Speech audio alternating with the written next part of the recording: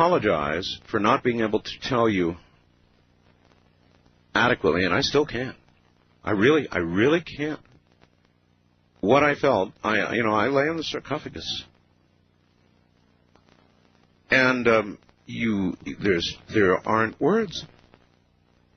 There are not words to describe it, and I've thought about it so many times since. There's just not words. If you get a chance to do it yourself. See if you can find words. It is an experience for which there are no words. You knew that you were in some sort of an altered state. That's the best way I can put it. That you knew you were in some sort of altered state. I mean, there was simply no question about it. But to put words to what the feeling was, I haven't been able to do it yet. And I should be able to do it. It's my business to put things in words. And I've actually tried off the air, so I wouldn't make a fool of myself by trying to do it on the air. But I'm still not there. I really don't have words for it. It's fascinating. First-time caller line, you're on the air. Hi. Hey, what's up, Art? You, at the moment. Where are you? Philadelphia. Philadelphia. WPHT. What's that? That's WPHT. It's what you're listening to. Yep, WPHT. Right. How's it going? It's going. What do you call it? Turn your radio off, sir. Oh, I'm sorry. That's all right. Everybody makes that mistake. Yeah, kind of nervous, First-time listener. All right. Well, it's better your radio isn't on. Just first-time listener? I mean, first-time caller. You are nervous. Yeah. All right. What's up? Highly nervous. I'm very rambunctious type. Mm-hmm. Well, when I get nervous, it helps me to close my eyes and imagine about 15 million people listening to every single little tiny word that I'm saying. Right. Waiting for me to make a mistake. Does that help? No, my heart's jumping out of my head right now. You'll get used to it anyway. What's on your mind? Just, calling up saying, I like your show and everything. And it's very interesting. Well, it is. And it is. I'd like to say about that hyperdimensional space. Yes. I think, or hyperdimensional physics, is it? Yes. I think you got to die for the answer. There probably will be people who die for the answer to that one, and I hope it's not all of us. No. You remember the de Sitter space the scientist was talking about? Right. From Hawaii? Right. Just punch one little hole, and we all blink out. Right. Yeah, I think that's something that's ungraspable. I think you got to kind of go into the next level You mean like death? Yeah, I think death. I think it's death. It might be. In a way. Look, it's as good a conclusion to come to as any other. Absolutely. But I enjoy your show. I don't want to leave on a bad note. Okay. But the other thing about the Y2K. Yes. About controlling computers and stuff like that. Yes. I think they could talk about the Antichrist. Did you see that prophecy show? Yes. In a way, we're going to have a prophecy show tonight. Right. Believe me, Robert Ghostwolf is it's serious prophecy. Oh boy, is it serious. Right. I missed his last show. Well, you catch this one. He's describing. Yeah, I'm around tonight. What are known as the Seven Thunders. You don't want to miss it. Right. Well, they talk about the weather changing and everything, and yes, and about the computers. They say the Antichrist was born in '63 in the Gaza Strip. Well, I'm told that he is alive now, and that's how he's trying to control it, something like that. He's trying to control it through computers and stuff like that. But I don't know, it's kind of hard to believe sometimes. But I guess stranger things have happened. What do you suppose the Antichrist is doing right now? I think he's out in front of his computer, probably going crazy. All right, thank you. In front of his computer, going crazy. That's not a bad answer, actually. Anybody else have one? What do you think the Antichrist is doing right now? There are many, many, many who believe the Antichrist is now among us. And so what do you imagine he would be doing right now? The Antichrist. Something evil, huh? East of the Rockies, you're on the air. Hi. Yes. Hello. Hi, how are you? Extinguish your radio and clue us into where you are. Sure. Calling from Florida. Florida? Okay. Listening on WINZ. WINZ. AM down here, 940 on the dial. I was listening to Charlie Rose tonight. That's Miami, right? Yes. Mm-hmm. Okay, Charlie Rose. Yes, NASA tomorrow at 1 o'clock is going to release a picture from Hubble detailing an extrasolar satellite. Well, detailing a planet. They think they've got a photograph of a planet outside of our solar system. They believe adjacent is, well, I heard on CNN, adjacent to some close star. Yeah, the fellow that was on, Ed Wheeler of the NASA Origins program, didn't specify the star or any nature of the planet. But all right, we'll find out tomorrow, though. And twice the size of Jupiter. I think that's probably been listed in the actually in the print media. That particular star, that was one of the first ones that they discovered. But well, I'll tell you, that's one big mother of a planet, twice the size of Jupiter. I said a little while ago, and I'll say it again. If you were on Jupiter right now, there'd be enough gravity that you'd be a puddle of goo. And so imagine twice the size of Jupiter, and imagine now a sentient being of some sort that walked upright on 2 feet. If that being ever got here, makes Superman look like a 90-pound weakling. Yeah, I think it would be. It'd be pretty interesting. They had another fellow that was on. Also from Time magazine, Michael Lemonick, who just published another book called Other Worlds. Yes. And that Ed Wheeler fellow sounded pretty interesting. Some of the new satellites that they're going to be putting up in orbit around 2008 to 2012, looking for some of these extrasolar planets. Well, they're finding planets right and left. It turns out planets are a common thing, not an uncommon thing. So what that means is that the chances of life are incredibly high. Well, I've always believed that planets are a lot more common, but that's, human beings, we're just getting out of the medieval era believing that we're the center of the universe. Anyway, it's taken about 500 years to do that. You mean we're not the center of the universe? No, I hate to tell the people on the Planet of the Apes, but no, you're not. Believe it or not, there are a lot of people who will be very disturbed by that concept. We view ourselves as really special, but we may not be really special. We may be just average. Well, we're special in the sense of we've achieved some degree of success on a relatively small planet on the what do they say on the Hitchhiker's Guide to the Galaxy on the western suburbs of the galaxy. So that's it. All right, my friend. Listen, I've got to scoot, but I appreciate the call. Are you going to post that picture by any chance on your website? Oh, I'm sure we will. I hope it's a good one. I hope you can actually discern a planet. That would be really cool.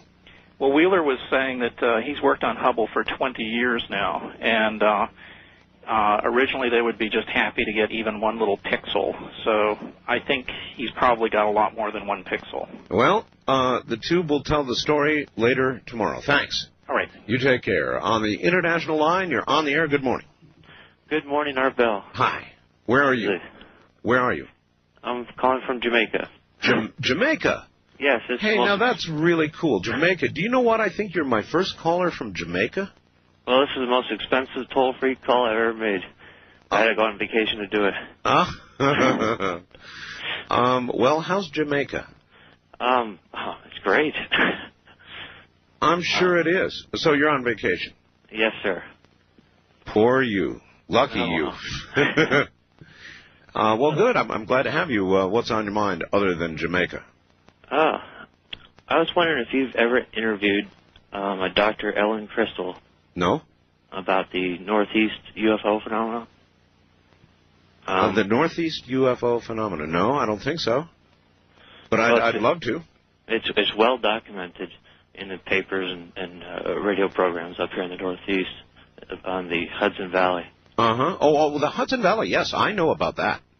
And as a matter of fact, I've got a guest coming up on that, so hang in there. Oh, really? Oh, sure. Well, I grew up in the town that they talk about. It's Pine Bush, New York.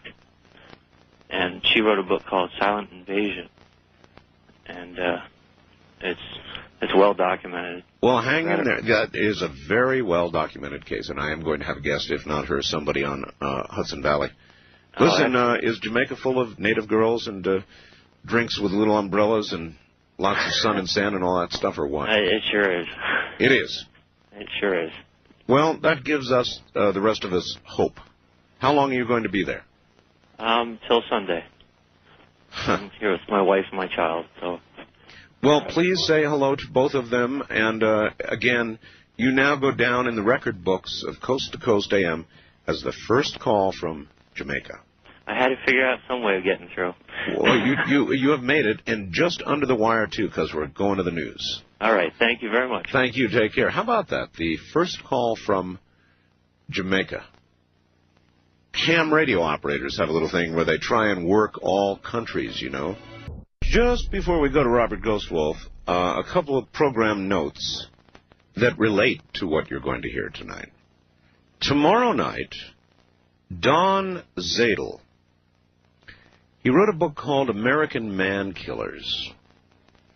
Folks, this is about the animal world attacking the human population. I'm sure Ghostwolf's ears are pricking up at this one. Listen to just a couple of the points that we're going to discuss tomorrow night. Listen closely. The explosive increase in animal attacks and resultant human deaths. And then this. Missing persons, particularly children, who were in all probability killed and eaten by wild predators. That'll be tomorrow night. And it kind of backs up... not kind of, it does back up what Ghostwolf has said about, for example, mountain lions beginning to stalk human beings, hunters. And then the following night, we'll have Whitley Strieber, and this is really, really going to be something, along with Jaime Maussan, who did the 60 Minutes, Mexican version of 60 Minutes, and a volcanologist, and there is breaking news about what's going on in Mexico. One of the volcanoes in Mexico is about to let go. That's what they think. We'll talk about that. There's a lot of volcanism going on in Mexico. I mean, it is really strange what's going on down there. And I know Robert Ghostwolf has something on that tonight as well, so... Here he is, Robert Ghostwolf. Robert, welcome back to the show, my friend. How are you doing? I'm doing very well. Tell me, Robert, tell me about yourself. In other words, you are not speaking for any tribe. We always start out by sort of giving that disclaimer. You're not speaking officially for any tribe or any group of elders. I'm a Matei, Art. I'm a mixed blood. It's a very simple thing. I work a lot with elders. I've worked with elders all of my life. And I still work with them. I work with a lot of the tribes. I just came back from a week up in Alaska just before your trip, where I was working with the tribes up there working on native rights issues. And they have a few prophecies themselves about things that are coming down, which all seem to correlate with everything else that's going on. Yes, I heard you were there. Where were you in Alaska? I was up in Anchorage. Anchorage. All right. We did a seminar up there with Nick Begich, and it was a really great show. Excellent. I love Alaska. I used to live there. There's once you've been to Alaska, it's very. There's no other place like it anywhere. No, there really isn't. And people just think, wilderness. You know, I've seen it in Oregon or California. No, not like Alaska. Anyway, listen. So your background, your Matei, means your background is what? Mixed blood. What's the blood? Mixed blood American, Native American and European. So there's Lakota blood in there, there's Iroquois blood in there, there's Italian blood in there, and there's German blood in there. Lakota, Iroquois, German, and Italian. Mm-hmm. Then if you go to other parts of my family, there's Cherokee. Cherokee as well. And I think that you had a guest on the other night, Black Fox. Yep. Who explained the Métis situation quite eloquently, actually. It was very interesting, yes. And a very gentle soul, and like most people are of that. And so we are what you would call the ghost children. The ghost children, yes. You know, the whole point of his book, since you brought his name up, was that these ghost children, these Matei, these mixed blood, are now beginning to receive calls to return to their tribes, and the applications to return to tribes are going through the roof suddenly. Pretty bizarre, huh? Yeah, it is. Quite a change. Quite a change. But I think everybody right now is searching for their roots.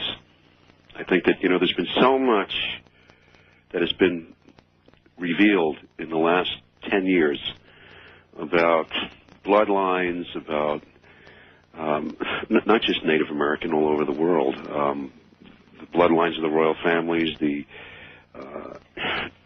written documents behind the actual Bible and what actually was said versus what's been printed.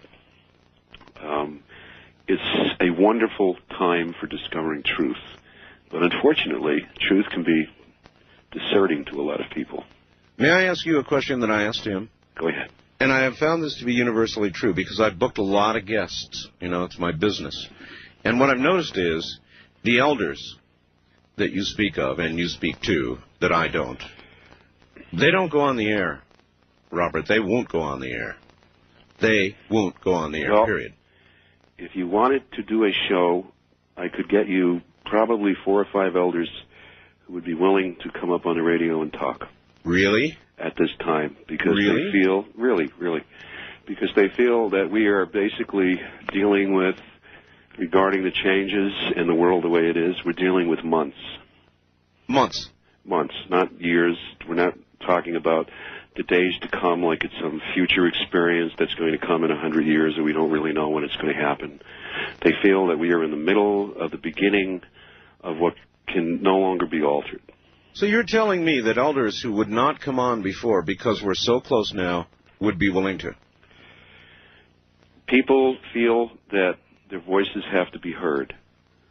And the stories have to be heard so that the children of today can have a legacy and at least a direction toward the truth of what they're about and where they come from and what's going to happen. So a lot of those attitudes that existed for a long time, and I think that the attitudes are justified because a lot of the words have been misinterpreted, a lot of the elders have been misrepresented, and they don't necessarily understand the sophistication of the media. I've seen a lot of shows where they'll have elders up there speaking, and they chop it up so much that it has nothing to do with what they were saying. Do you know what I'm saying? Yes, of course. Well, I know so what they're you're like, saying. well, I'm not going to go into that because then it looks like I said this and I've seen it, and that's not what I said. All right. Well, you tell them this radio program is not like that.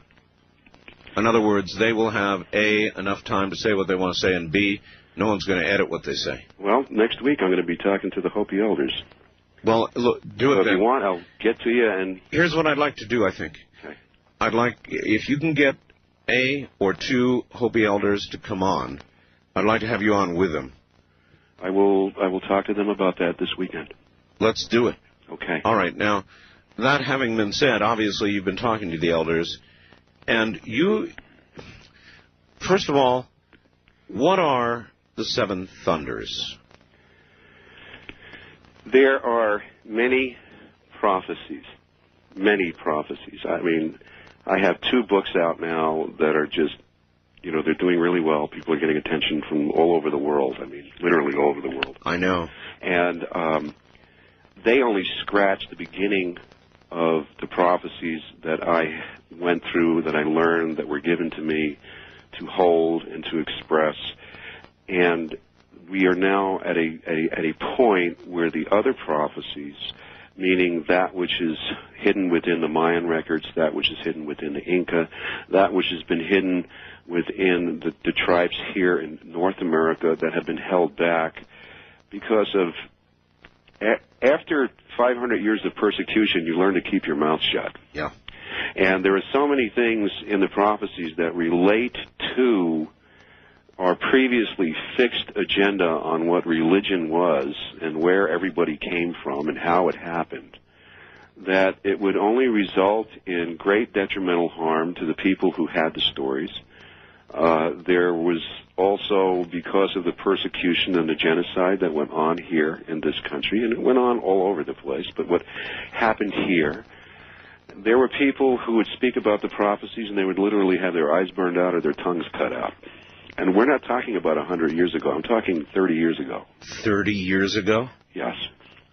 And so at that time, nobody was willing to come out. It was too dangerous. But now we're at a point where I think that the elders are looking at what's going on in the world universally, especially what's happening with the children, because it's no longer an isolated situation that's happening somewhere far off the res down in L.A. It's happening right on the reservation. It's happening in Canada. It's happening in Alaska. It's happening in China. It's happening. Slow up a little bit. I know about everything.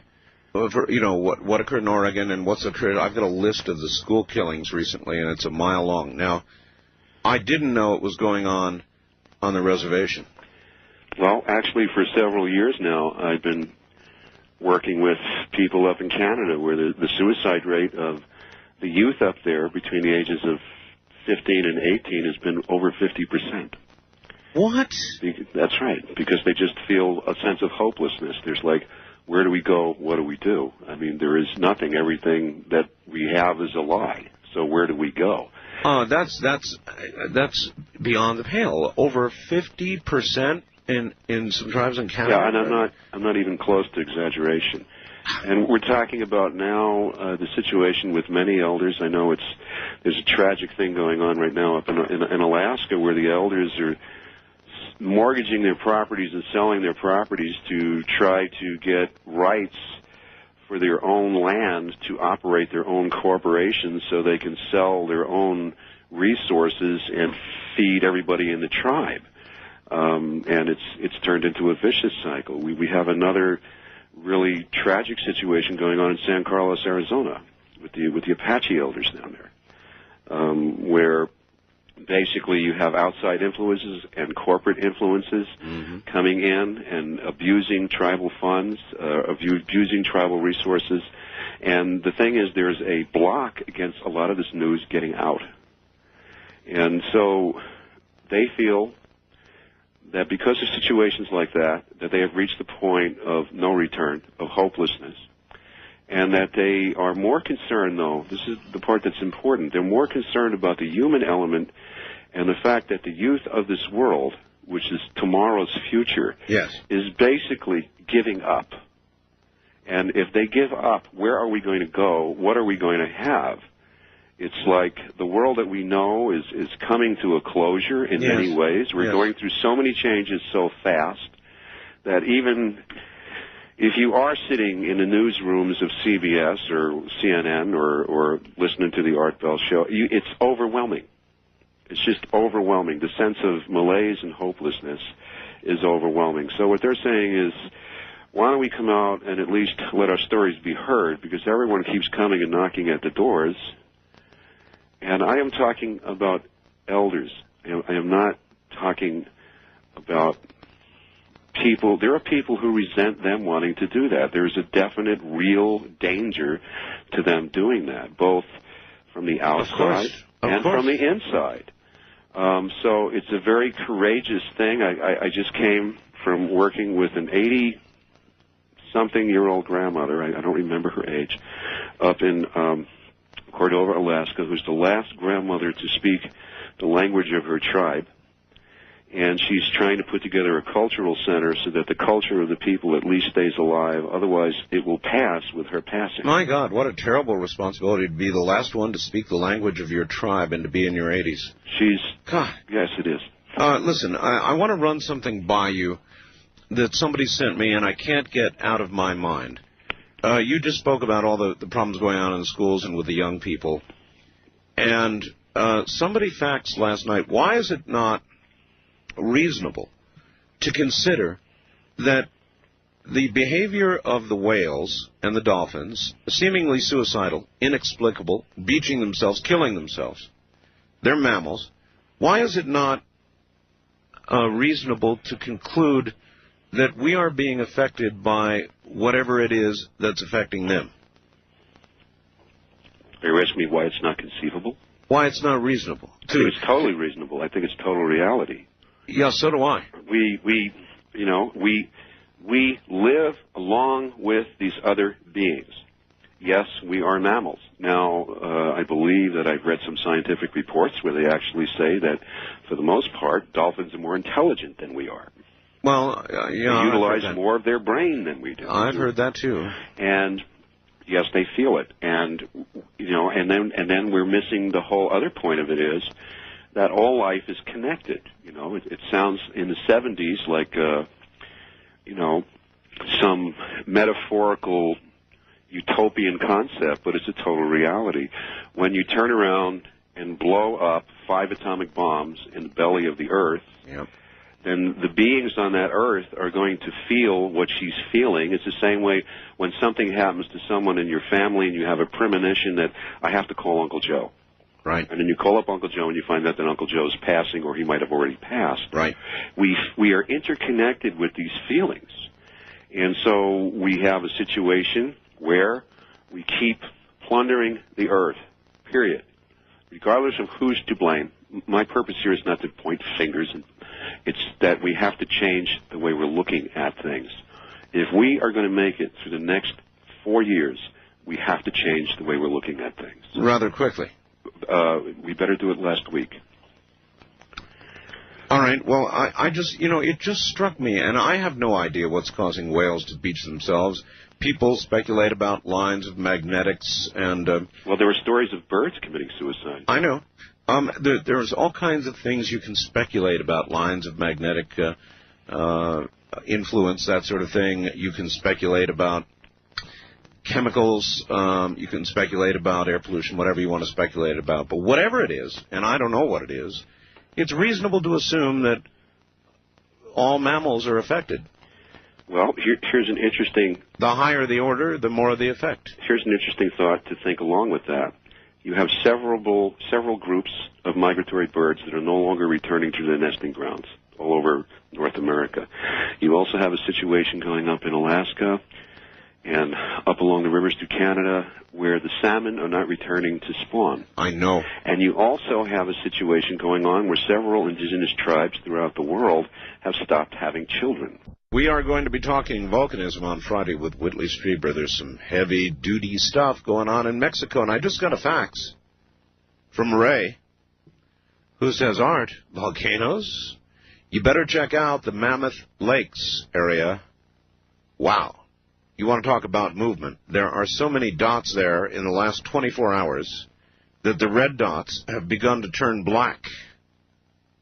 Check the website.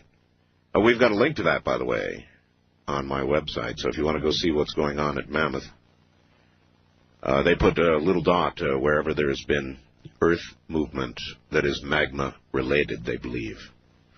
Oof. Just a couple of quick things here, Robert, that I would like to read. One, from Canada. Art Stacy from Vancouver here with an interesting tidbit of disappearing food supplies and so forth. As you may know, there's been a bit of a salmon war going up here between my country and yours regarding fishing off the coast. The salmon stock is dwindling to the point of extinction. Tonight, listening to Seafun 1410, that's my affiliate in Vancouver, during a news break, the news was reported that the current thinking on the shrinking salmon stock is that global warming has driven the fish further north, out of normal territory. Question must be asked. How will this migration affect the salmon's race memory for returning to its spawning grounds? And one step further, will they find instead that global warming and the changing environment have simply killed off the salmon stock? And would they tell us if that was so? Any comments, Robert? Well, if you were to go up to Alaska and you were to talk to many of the native people up there, they would tell you that, in fact, many of the rivers that once had salmon are now totally depleted of the salmon. Oh, I know. And they did tell me that. If they migrate and they move, this is what happens. They simply don't spawn. So what we're talking about is the extinction of life in the oceans. One other. Art, could you please ask Ghost Wolf? My information tells me that about 2 or 3 years ago there was one Hopi elder left who still lived on his land the way the Hopi have all through time.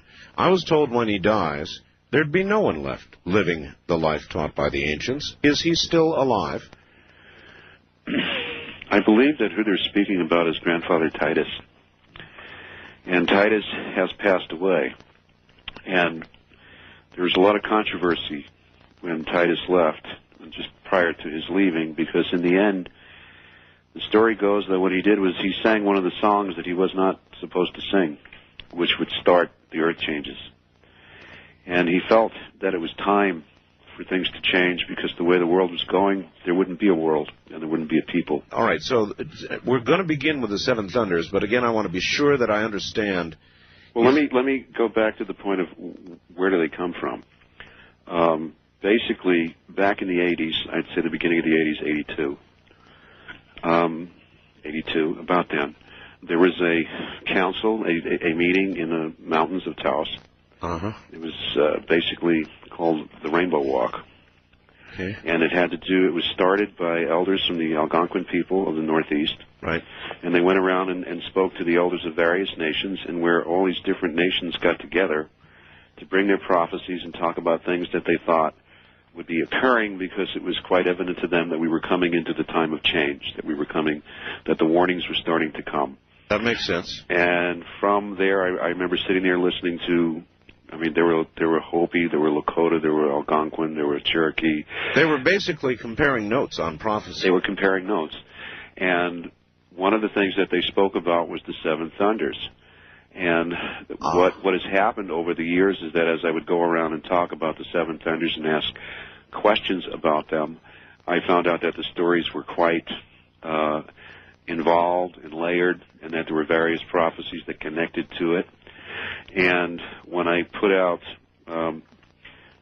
my first book, Last Cry, I was already working on the Seven Thunders, which was originally supposed to be part of that book, but the book just got too big. So we put it out in the second book, which is Winds of Change, which is like volume 2.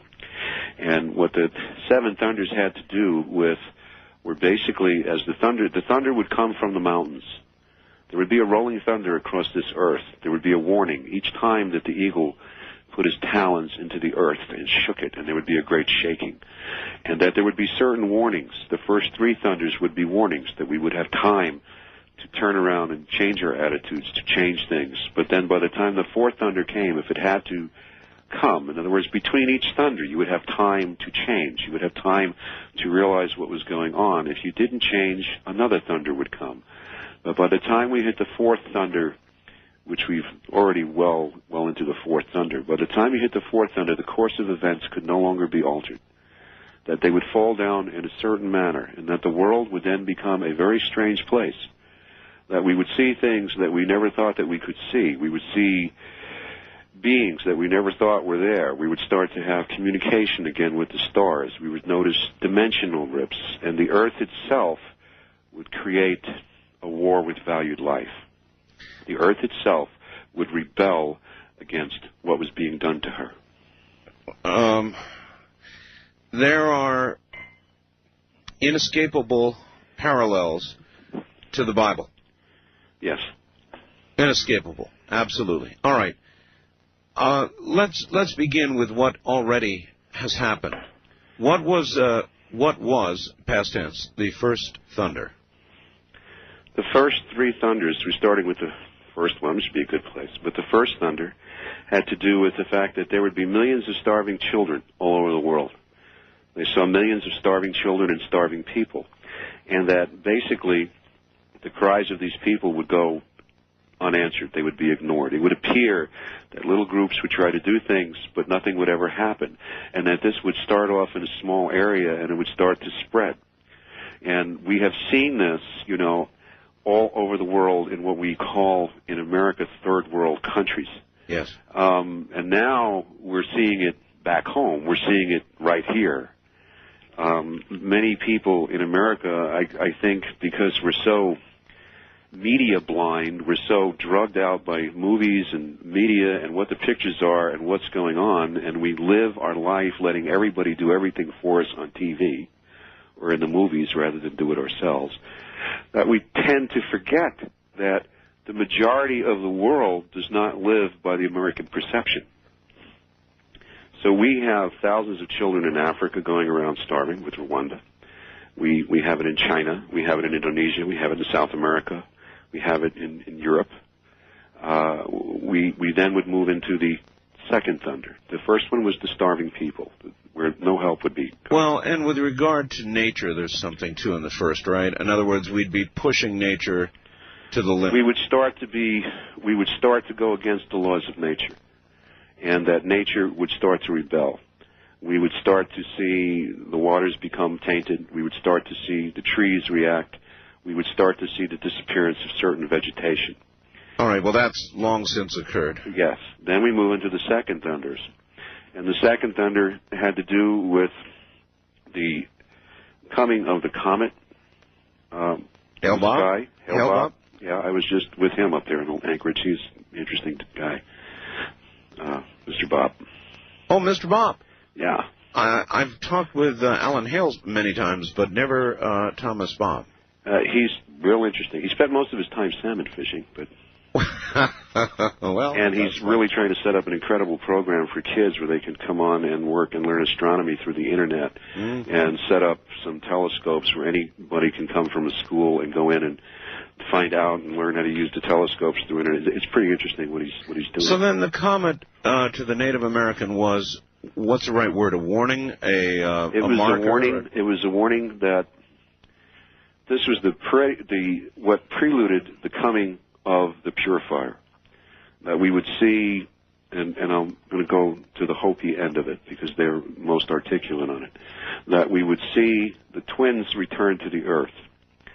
And the comet would be known by a blue and a white tail. It had that.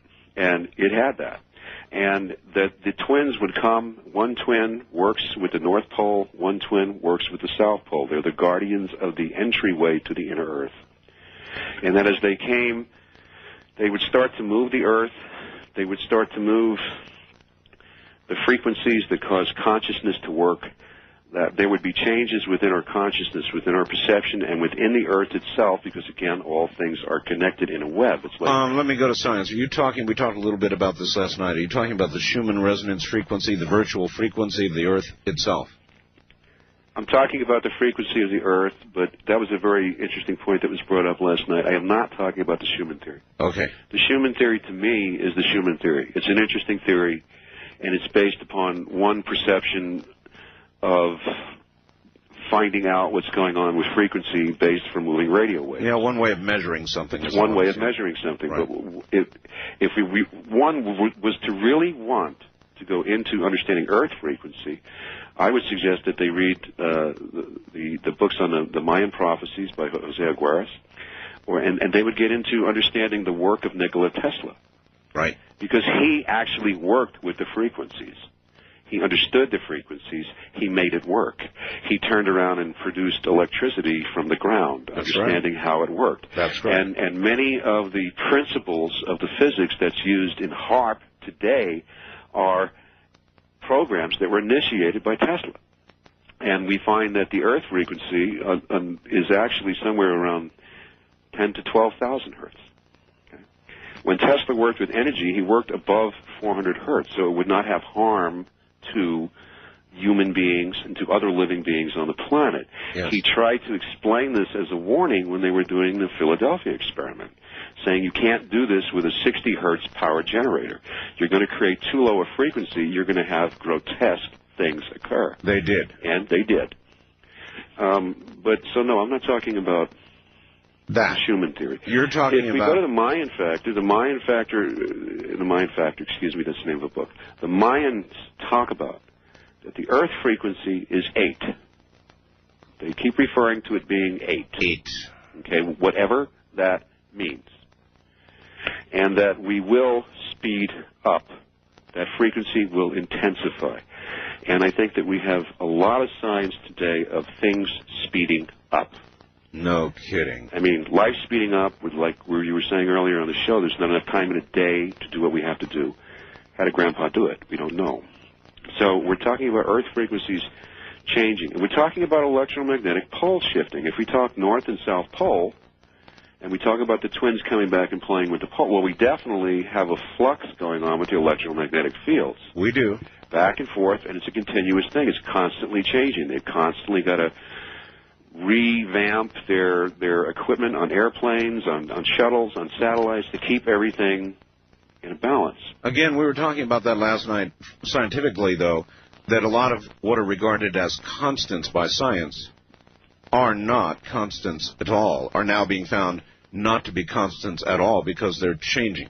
Yes, absolutely. I thought it was an interesting thing that you and Richard brought up about it was good to hear someone actually say from a scientific neighborhood that the sun had to do with hyperdimensional physics. Yep. And like, hooray, we're finally getting people to realize it. And we're dealing with the fact that the sun is affected by planets. The planets affect the sun, not the other way around, because the sun really has a very small degree, maybe 1%, and then the planets are the other 99%. We are going through shifts right now in our solar system where the planets are realigning, where the whole galaxy is literally realigning itself and changing positions. And that, based on what was said last night, now here from another perspective, you're going to see a lot of chaos between now and August. No, August 22nd, sure. You've got a situation going on where you've got 5 planets in alignment pulling on each other. And you've also got an eclipse that's going to last, an eclipse, a solar eclipse, that's going to last some 52 hours. Excuse me, 52 hours? 52 hours.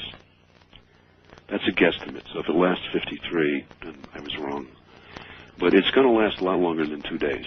Now, I don't know if that's going to be the whole world. I don't believe it's going to be the whole world. It depends upon the angle of the sun.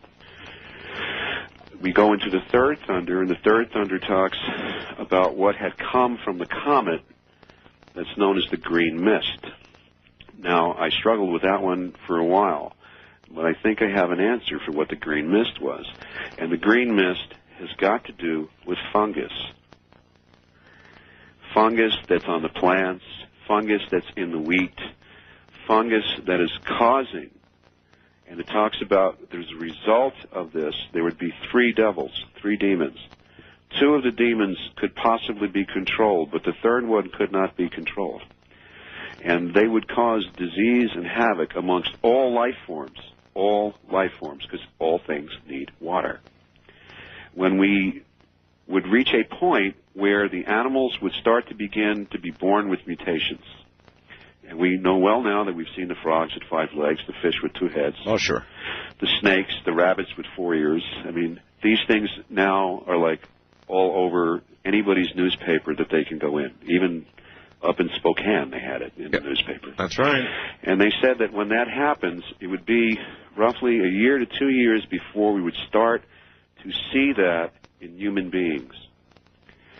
And there have been reports of children now being born in Mexico without organs, with extra limbs, without brains. And this would be the beginning of the warning of the 4th thunder. Now, all of these things have happened slowly over a period of years, but they have happened.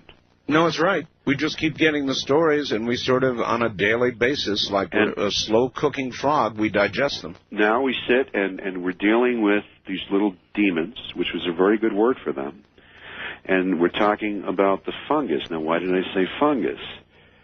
Well, a lot of the disease that's going on now, and there's a tremendous outbreak of tuberculosis. Oh, yeah. Everybody is suffering from respiratory things. Yes. The smoke that's coming up from Mexico is coming from fields that have been sprayed. The smoke that came down through Montana and Wyoming. My God, I never thought about that. Canada is coming from fields that have been sprayed and used for experimental purposes. God, I never thought about that. And I'm saying this now, but if someone wanted to, write to me, I have the documentation of all this. It's not just I sat there one day and said, wow. Look, you don't have to document this. I know full well. Well, I have scientists and physicists and doctors all over the world who are now starting to write to us and confirm what we're talking about. And I said, well, what are these things? I mean, we try to use the natural means of curing these things, and they seem to have an intelligence of their own. Robert, people down in Texas are really, really getting sick. It's no joke. Well, all right. The Seven Thunders, this is Native American prophecy, a lot of it Hopi prophecy you're hearing.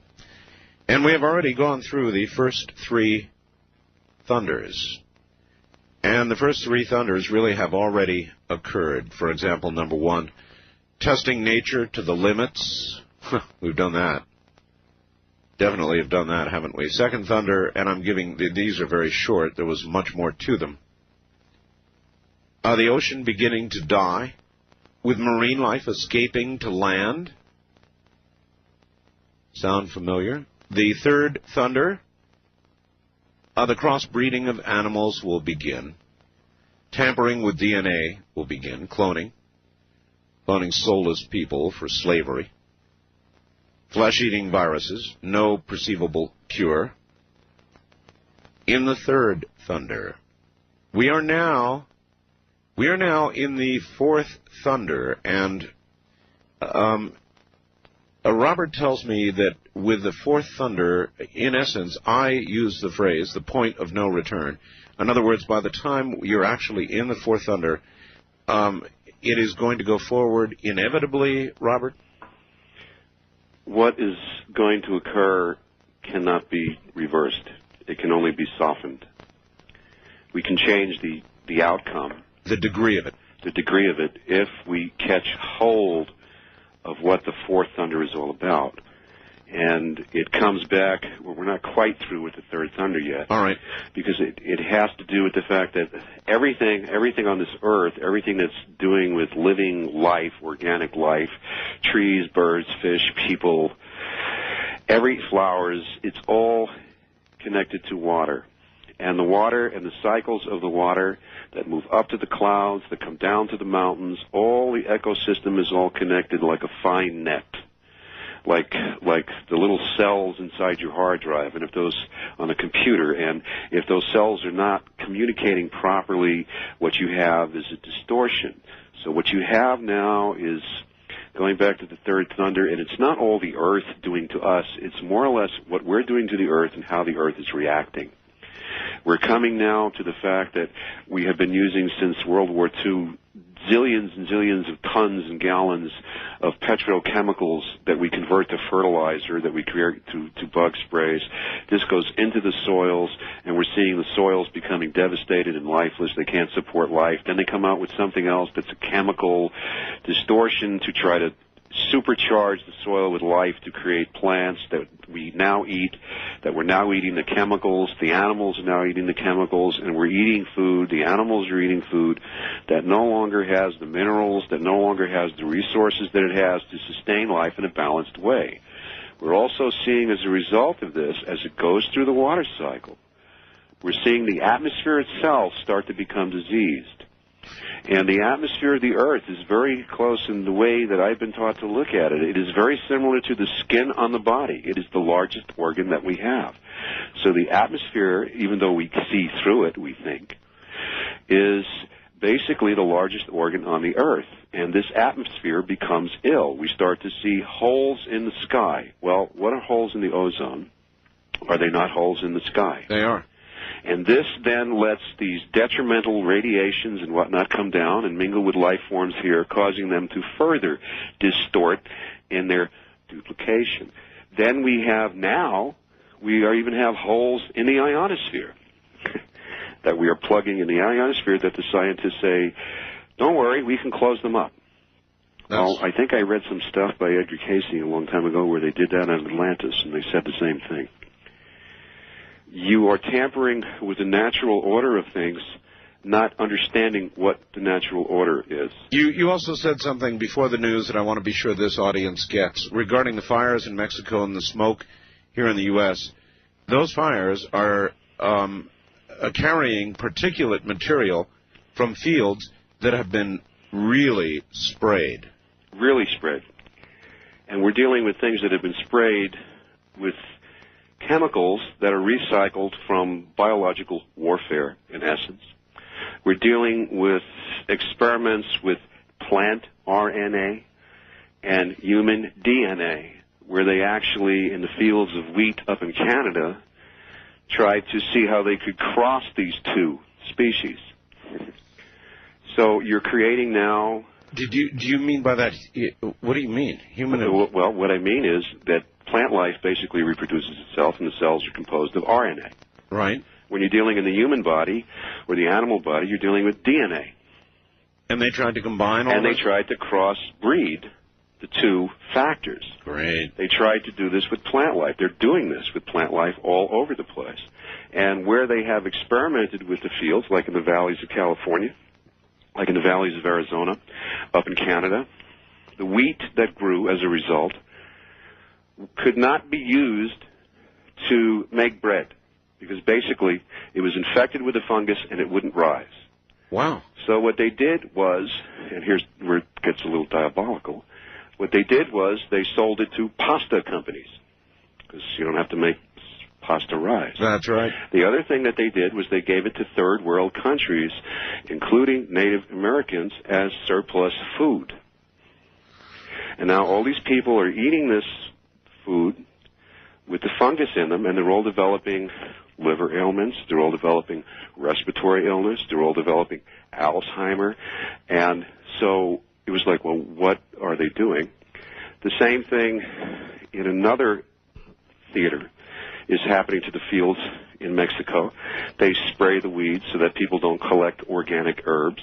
They spray them so they don't bring pot up here, so they just fly at random through a jungle and spray a whole section of, several square miles, just dropping the stuff from the sky. And all of that's burning.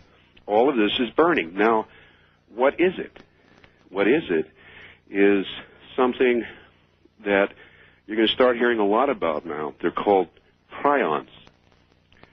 And the prion is basically your basic protein building block of all life. Mm-hmm. And what's happened in the prion is, like, we're getting reports from different sources. They're saying, well, we have all these viruses. We recognize the symptoms. We recognize the causes. As a matter of fact, I think they even had a program on 60 Minutes a couple of weeks ago about this subject, where they were talking about they can see the symptoms, they can see what's resulting, but they can't find the virus. Well, they can't find the virus because basically it's mechanical in nature, and what it is a frequency virus. It's called a stealth virus, the same thing that goes into your computer and infects the computer. And when you read these reports side by side, when you look at what they say about what's happening to the computers and how you're losing memory, how programs are locking up, and they refer to hard drive, if you transpose them side by side, what they're saying is what's happening in the human being as symptoms of disease, Alzheimer's, carpal tunnel syndrome, respiratory illness. I'll give you one. Okay. They're identical. Down in Los Angeles, they've been running a story. Linda Moulton Howe reported on it last Sunday.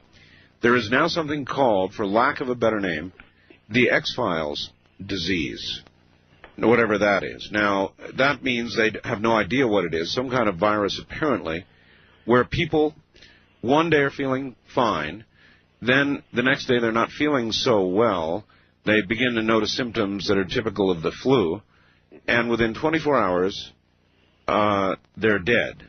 Their lungs have filled, they have a type of pneumonia, and they're dead. And I know of nothing, and this is killing people in their 20s and 30s. Healthy people. Well, we're working with these, for a better word, lack of a better word, I'm going to call them electronic viruses. And the electronic viruses can be easily manipulated by frequency. They're experimenting with this now in new forms of warfare, where HAARP is part of that experiment, where they're working with certain frequencies that can cause changes and effects within a human being, everything from emotional to effects that lead them into total disorientation.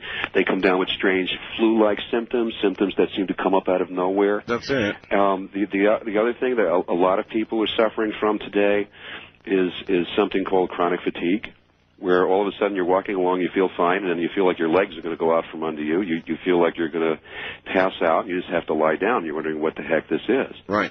And it comes out of nowhere, and then it seems to go for no reason, and then you're fine for a period of time. And then all of a sudden it hits again, and when it hits, it just wells you over. What do you think it is?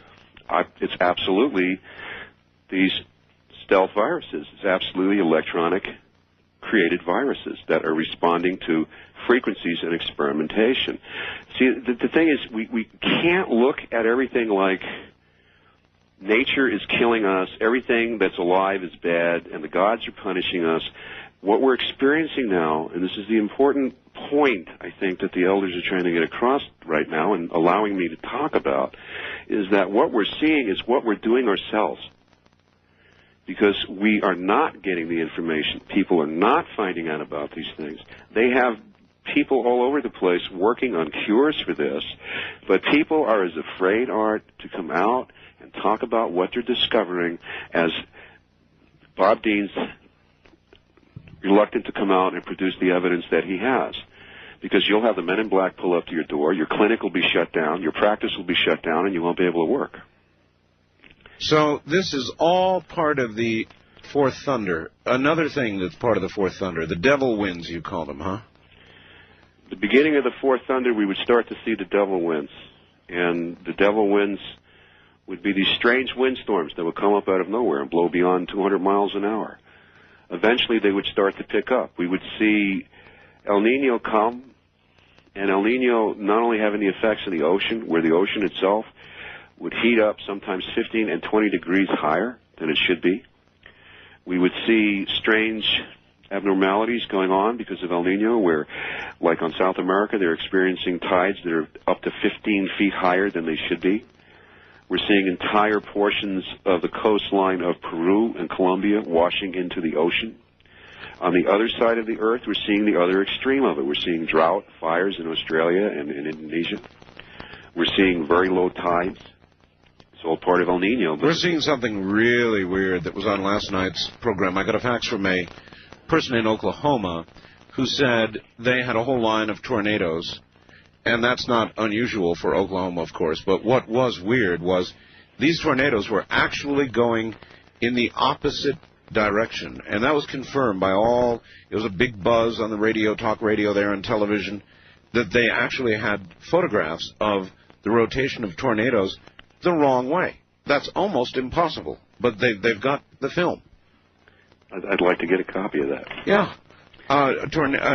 Hurricanes, which when they're in the west are not hurricanes actually, they're they build to much larger proportions, and I forget what it was, 200 and some odd miles per hour, and they're called typhoons. But we've never seen or recorded winds. Weren't there just winds about a month or so ago, 6 weeks ago, in Indonesia that were in excess of 239 miles an hour? Yeah. And I've seen winds in Montana that basically lifted up bleachers in schoolyards and carried them across the football field, and then they were gone. There were tornadoes in Idaho. You don't see tornadoes in Idaho. There have been tornadoes in the Bay Area. That's what there I've have been tornadoes all over the country where there ought not be. And, of course, everything gets blamed on El Nino, including the Mexican fires right now. All the rest of it, everything gets blamed on El Nino. And I've got Sandeo in Australia saying, hey, Art, I watched the maps, and guess what? This El Nino may be lightening up, but the other one's cranking up, so it's coming right back. Well, that's also, I talk about that in Winds of Change, because basically Winds of Change got its name from El Nino. And we are now dealing with El Ninos used to come up every so many years. 4 years. And now they're coming up right on top of each other. Correct. So, again, we have this reaction of the Earth in the physical to everything that's being done.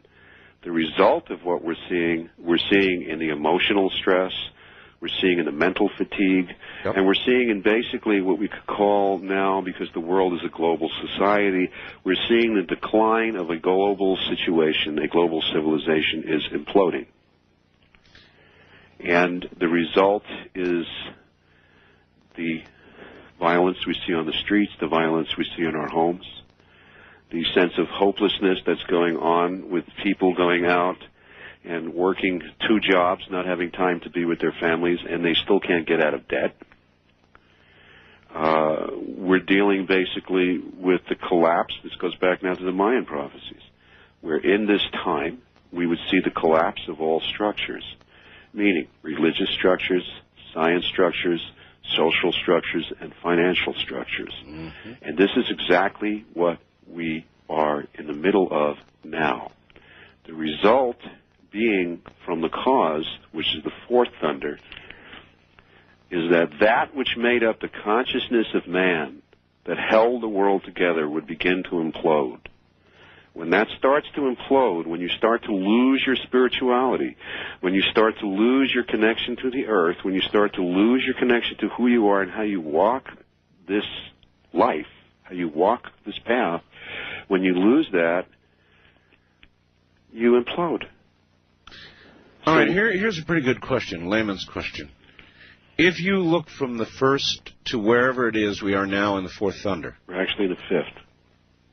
We're in the fifth? We're in the fifth, but we'll get there. But if you were to look through what we have discussed so far, the first through the fourth. Right. What kind of... It's very hard to look ahead or into the future with regard to prophecy, but we can look back on the timeline involved in number 1 to number 4. We can do that. Yes, we can look back. We can actually see how it occurred. Yeah, exactly. So when do you think the first began? When do you believe the first began? I think the first began in the 80s. In the 80s? Toward the latter part of the 80s. It was already beginning. Good Lord. So we've gone from the first through the now into the beginning of the fifth. Mm-hmm. What's happening now is that the fourth and the fifth are sort of overlaying. Because you've got the collapse of the atmosphere. This is causing all of this harmful radiation to come in. And then you get into science. What is the harmful rays causing? How is it causing cells to mutate? Yeah. How is it causing animal life to mutate? Why are the rivers lifeless?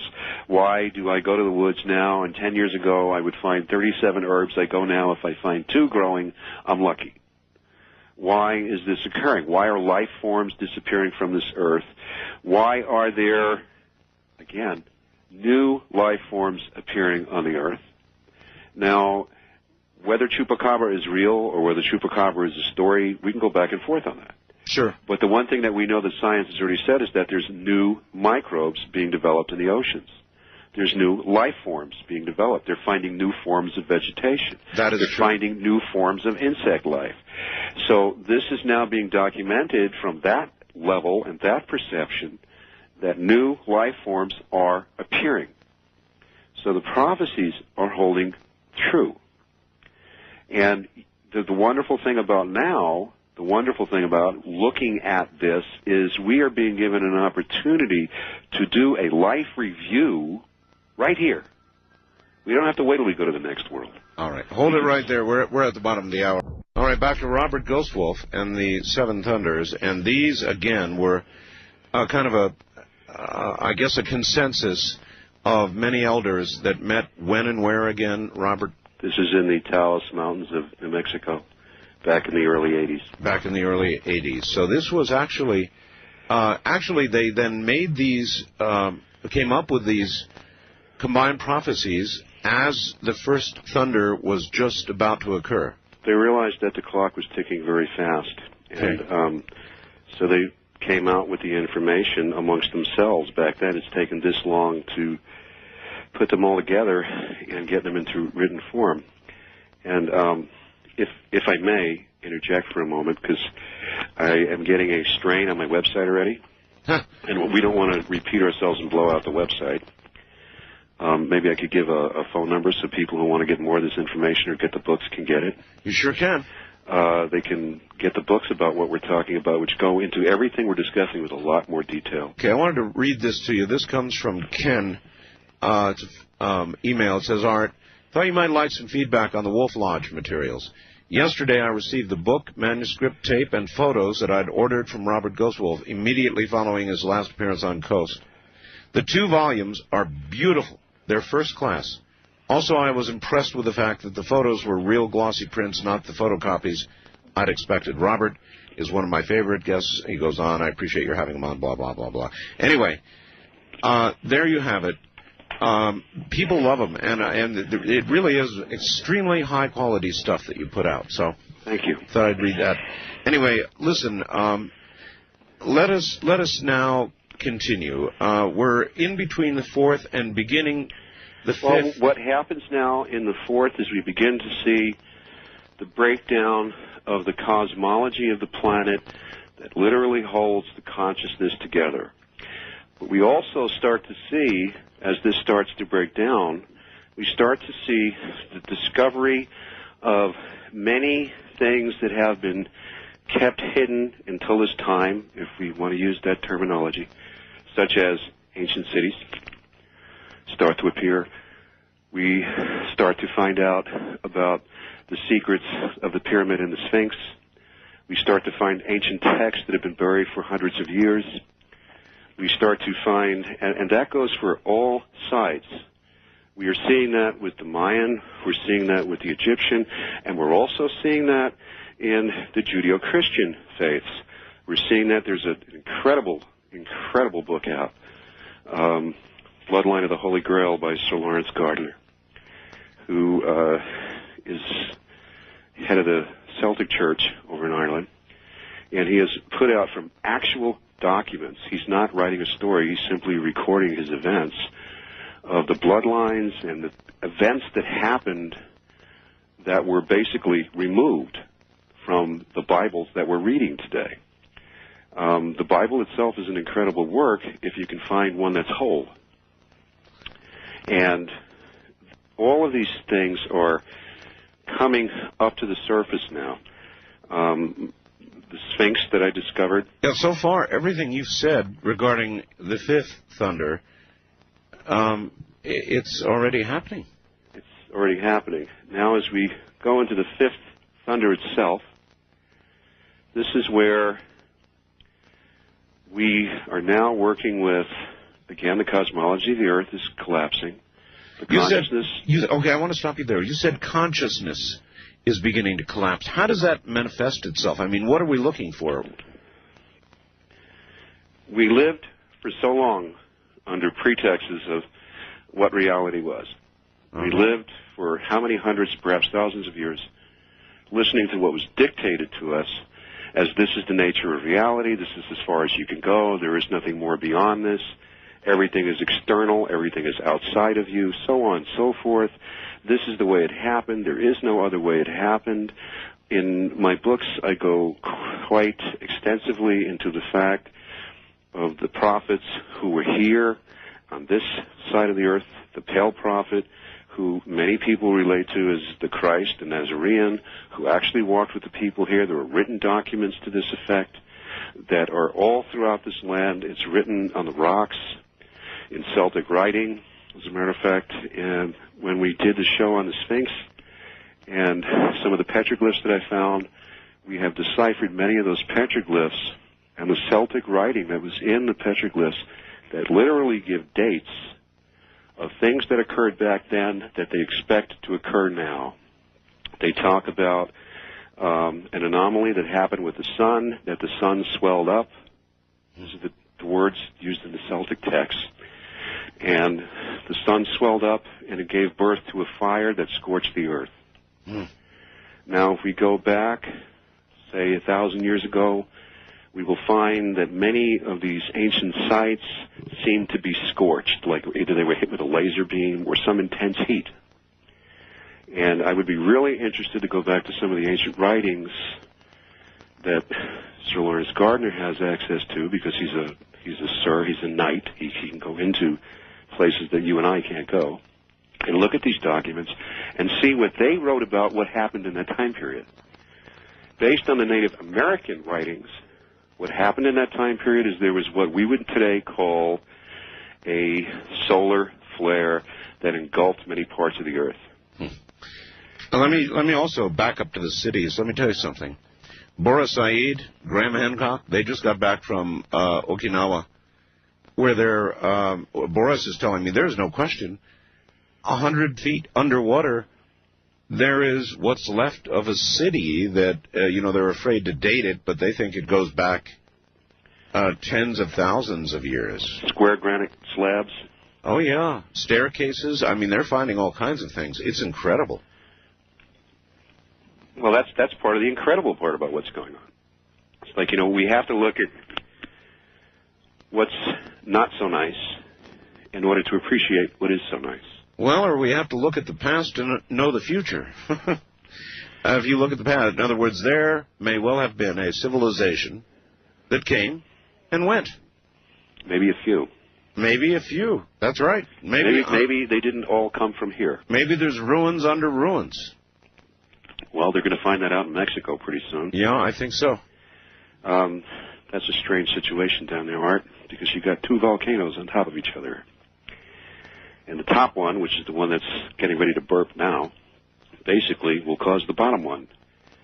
And in the prophecies, it speaks about how the tail of the turtle would break. This would be a sign that we were going into the sixth thunder. During the fifth thunder, you would have all these, the fourth thunder, you have the dimensional